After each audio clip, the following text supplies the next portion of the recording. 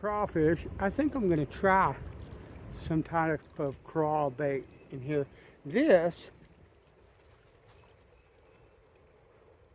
is called a crawl bug. It's made by a bait company called Young. It's a, I don't know if I can show it to you or not, but it's a hollow bait. What I'm going to do is I'm going to take one of these 1/8 jig heads, the same one I was fishing that grub on. I just pulled the body off of it. I'll let it dry and then I'll put it away and use it again. That's one of the versatilities of using a lot of plastics is you can reuse them over and over until they get all tore up and you can't fish them anymore. And it doesn't hurt a thing. And they're very inexpensive for what they are. So what I'm going to do, I'll show you how I'm going to rig this. I'm going to stick that in that hole, if I can get it to go in there. And I'm going to push it all the way back to the back.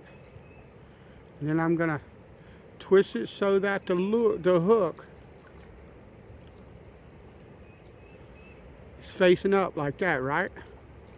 And then what I'm going to do is I'm going to pull this. I don't know if you're going to be able to see. Let's move the legs. I'm going to pull this back because the hook's going to come out right about there, right? So I want to pull this back and I'm going to stab that, if I can get it to, through there. Okay? I'm going to pull it down like that so that I know that that hook has gotten all the way through the plastic. Then what I'm going to do is I'm just going to pick it up.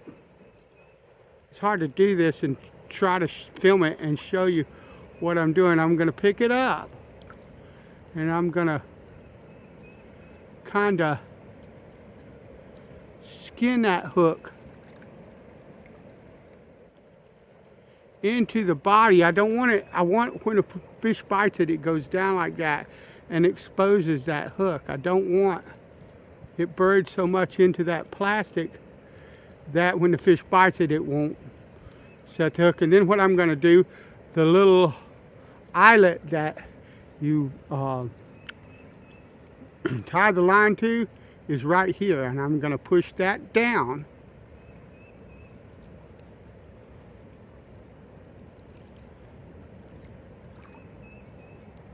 It takes a bit on some of them until that eyelet is exposed. And you can see, I think, I'm going to tie my lure to that, my line to that.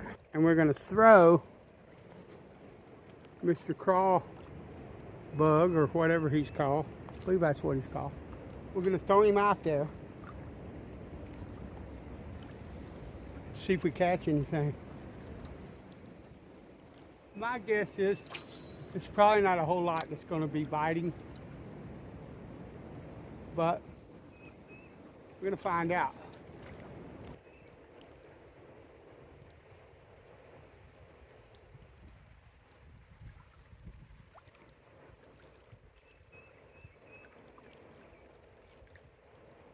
What I'm doing, I'm going to jig it along the bottom. And when I bring it up, I'm going to reel while I bring my rod down. Because what I'm trying to do is I'm trying to keep the slack out of it. Because I'm on the bottom of the river. And there's all kinds of rock and debris and things like that on the bottom. And I need to feel the bottom of that river. And the thing of it is this is a 1990s or late 1980s budget Shakespeare Ranger rod, okay? And this is 90s Abu Garcia Cardinal reel, okay? This is not a $50 combo or a $100 combo, okay? It's old gear. There's nothing wrong with old gear. Trust me. This reel will work just as good as it did the day I bought it. It does. Okay. But people talk about sensitivity in a rod tip or in a rod. It's a fast action tip. This is a composite blank. It's not anything special whatsoever. But I can feel the contours on the bottom of this river just fine with this rod. The key to that is to keep the stupid slack out of your line. Will I feel more with a more expensive rod? Maybe, maybe not. I don't know. But I can feel every little twitch or tick or anything like that when I'm going across the rocky bottom of this river, every single bit. There's no dead spots. I don't lack any kind of sensitivity with this rod. It's not the rod, it's not the gear, it's not how much you paid for it, it's the fisherman. Argue with me in the comments, I'm sure you will. Don't really care. I don't. I know the truth. I fish the truth. Will the nicer rods give you a nicer experience? They will in one respect. Okay, they're generally lighter. They generally have a more ergonomic feel to them. They're just a pleasure to fish with a really fine rod and a really fine reel. And I'm not saying there's anything wrong with it or that you should never think about getting a really nice rod and reel if you can afford it. I'm just saying the idea that you can't go out and fish with a cheap combo because it lacks sensitivity is a load of horse crap, because it's the fisherman. It's fishing. I fished with this rod for a long time. I know exactly what it feels like when there's a fish on it in any kind of situation, fishing any kind of lure. One of the biggest fish that I ever caught, bass that I ever caught, 5-pound largemouth, in one of the little local ponds around here that I don't have permission to fish on anymore. But because people came and trashed his property when he gave him permission to fish, and I've been gone so long he forgot me. But anyway, a little pond that you could almost jump across, okay?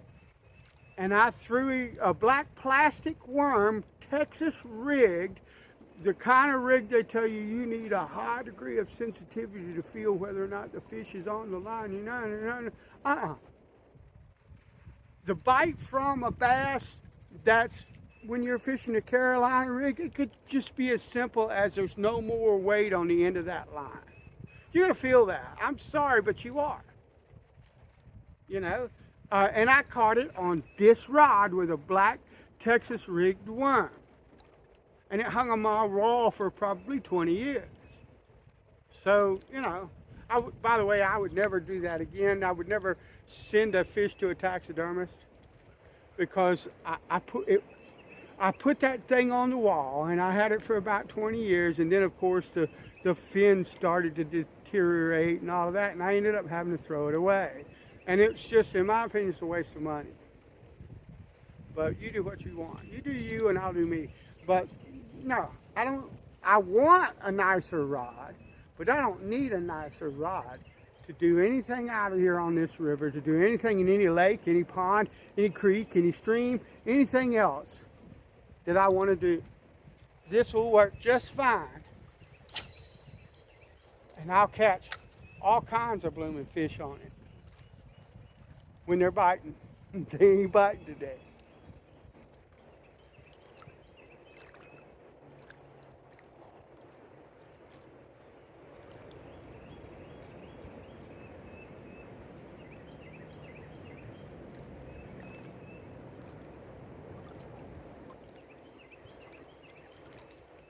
And what I'm doing now, because I know that this bottom is really rocky, what I'll do is I'll start reeling it in, and when I get closer to shore, what'll happen is that it's rocky, but there's also a lot of dead limbs and branches and stuff like that on the bottom that have fallen to the bottom and got they've been, well, they haven't fallen to the bottom because most of the wood floats. What's happened is they've been out in the middle of the river, and the current has pushed them up against the banks, and it pushed them up till they were shallow, and now the river is high,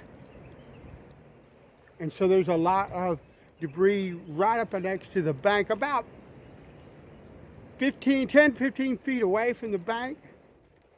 And what I'm doing is I'm rolling this along. I'm lifting this up. I'm taking my rod tip and I'm doing one of these numbers, and then I'll reel so that and lower the rod tip so that I'm keeping the slack out of my line. And then I'll twitch it back up again and reel. And as I feel the bottom of the river coming along that bottom of the river, and I feel the contours, when it starts to feel different, what I've done is I have hit that 10 to 15 foot mark off of the bank where all the debris and stuff is. And so I'm going to twitch my rod tip up and keep it high and bring my lure in so it doesn't get hung up in all that mess. Okay? If this rod couldn't feel all that, all I'd be doing is changing lures over and over and over again because they get hung up. Now you're going to get hung up even with the best rod fishing from the bank in conditions like this. It's going to happen. But I don't like any sensitivity to fish at all with this rod. I don't know where, I think, like I said, there is a pleasure derived from a rod that has a heightened sensitivity that's more finely made. But I could fish this with one of those yellow fiberglass, old fiberglass rods. They ain't nothing but a stick of fiberglass, almost like the driveway markers you can get at Lowe's and places like that, only it has a taper to it, and it's got some flex and stuff like that. But and I could feel that bottom because I know how to keep the slack out of my line so that I can feel it. Yeah, I know. You're saying, oh, that guy don't know what he's talking about.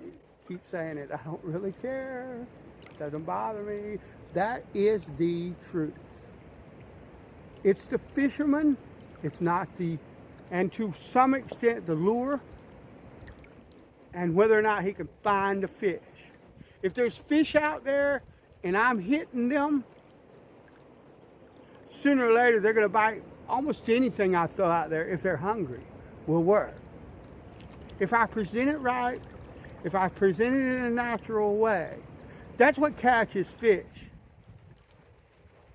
And understanding your equipment and what things feel like when you use it. That comes with time on the water, using the gear.